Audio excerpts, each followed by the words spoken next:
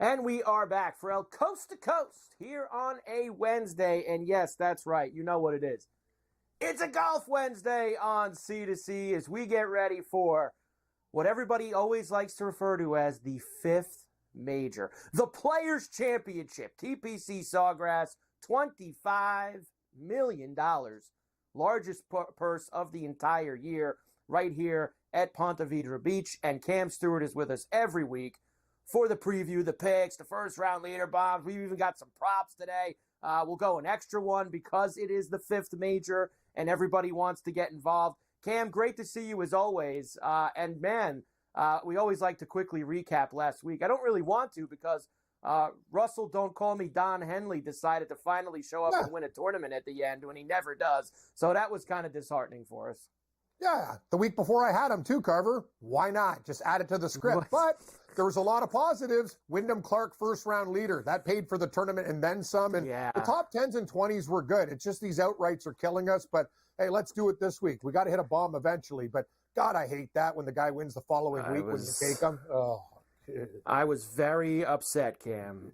Very upset that I had Wyndham Clark to win the whole thing. I didn't play him for first-round leader like you did. That was a big mistake by me and ended up burning me in the end. All right, we know the deal here, Cam. This is what we like to call a very, I think the word is volatile tournament. You know, we're here every year. It's always the same course, but there's always some different things that are going on it, whether it's weather, different way. We've got this dopey stat out there about 14 of the last 17 winners were in the AM, PM. There's all sorts of things here. And if you look, Cam, course history, you know, it's something we always want to look at, but man, it is off the wall for a lot of guys. Even some of the best players, we've got top 5 and 10 finishes and missed cuts mixed in as well along with those. So a very, very tough tournament to cap. You're telling me, Carver. And another thing, too, is I think it's going to be mild for the first couple days, and then winds are expected to pick up over the weekend. That can change everything. But like most tournaments with good fields, live betting opportunities will present themselves. I think a lot of but you know who's going to be there, Scheffler, the rest of the crew. There's a couple guys under the radar, though, and we'll talk about them getting good numbers because the field is so good. Let's look first, Cam, at the chalk at the top, and you know who it is. It's Scottie Scheffler sitting there at 4-1 right now. Rory at 11. I've got him at this moment. Morikawa, who of course finished second last week. Ludwig Oberg, JT, Xander Schauffele moving down the board. Didn't look very sharp a week ago. There's Tommy Fleetwood, Hideki Matsuyama, etc., etc.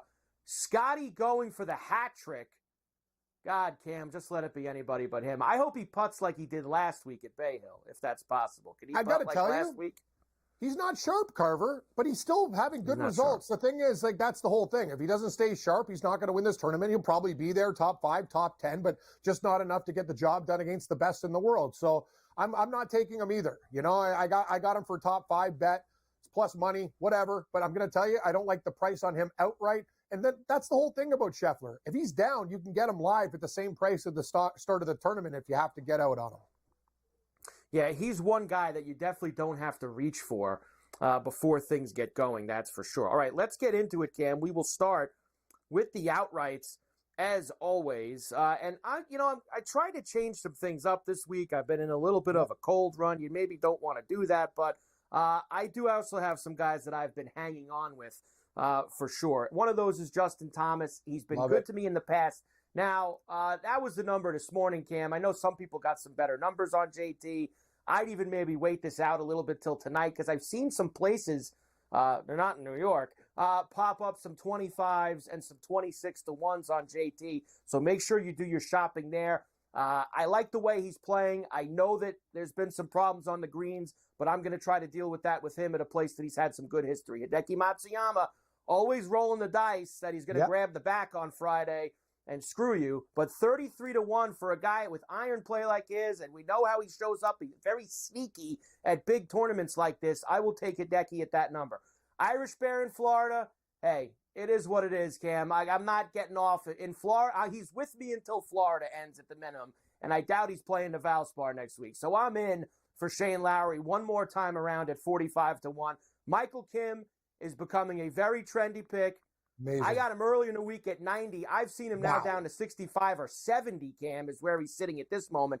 But this guy's on fire right now, and I'm going to take a shot with him. That was one of my first clicks on Sunday night was Michael Kim. And Nick the Dentist Taylor, 120-1, Cam, for a guy who's been playing pretty well this year and has the type of short game, mid to short range that you need at TPC Sawgrass. I'll take a shot with Nick at $120. The thing about Nick Taylor, too, that people, when he's there, he can win. He's not one of these guys that's going to back up on you. Know what, Carver? We're reading each other's mail, and let's do this together as a team, okay? Thomas, I got 28 on a boost. You're right. Okay. He's been knocked down to 22. I'm on him at that price. I put tons on him. Hideki Matsuyama, I'm with you again. I think this is a perfect track for him. He has unfinished business here, too, in the COVID year when they canceled the tournament. Tommy Fleetwood, this is catching a falling knife. I don't care. Fleetwood checks all the boxes, 30-1. Eventually, he's going to break through. Burger Time, 65-1, playing better and better and better off the injury. Wyndham Clark, you want to give me 70-1 on this guy who comes second? Yeah, I'll take it. And Carver, my rookie bomb, Max Gracerman, kind of slipped away a little bit last week. Started off really well. Almost was the first round leader, 125-1. I'm going to take a shot. Going to take a shot with him as well. All right, placements for me, Cam. Here we go. I'm going to go with Ludwig Oberg, top 5 at plus 320. Rory, top 10 at plus 105. Now, Sepp Straka is by far the most popular guy on golf internet this week, where his number's good. I'm just going to go with top 10 with him at plus 360. Spieth at top 20. He's not happy at 2-1. Harmon finished second here last year, top 20 at plus 270. The Gim Reaper with great numbers here, top 20 at plus 280. And Joel Damon playing well, top 20 at plus 410, Cam, is where I'll go for the placements. Now, we have another with Cam.